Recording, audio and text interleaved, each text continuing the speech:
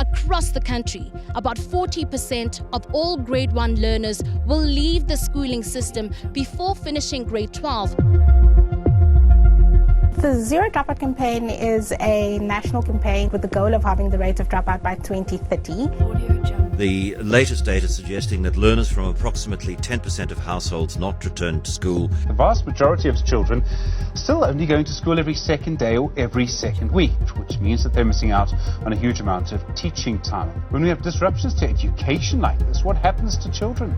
Some estimates suggest that around 300,000 young people left the schooling system each year. Now, the COVID-19 school closures, together with the economic shocks of lockdown, have amplified the disruptions that typically lead to dropout. A lot of learners were already struggling with their literacy skills. And what's going to happen is that they're more likely to fail because they have not been engaged for enough time in terms of the curriculum. And so once they start failing and they're repeating grades, they start to get demotivated, and eventually they disengage from the schooling system, and then they're more likely to drop out. A dropout is often thought of as someone who is lazy or irresponsible and has no interest in school anyway. That is not what we have found. Dropout has been something that has been normalized to such an extent that it's easy to cover it up with a pass rate and not to look at how many learners have actually started school and completed school. Perhaps now, more than ever before, dropout is top of mind, and it's being counted. It's being registered as a serious concern,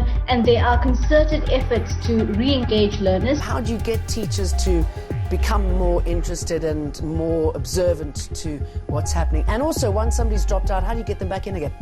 Many of our partners have found that going to find a learner, finding out what is the issue, what is the problem, and working with learners to re-engage them back into the school system is a process that can occur, but it takes a longer period of time. So investing our energy in when the learner is in front of us, are we doing everything we can to connect with them, to ensure that we are responding to their individual needs? What is it that we need to do together to have a coordinated national response to preventing dropout in our country?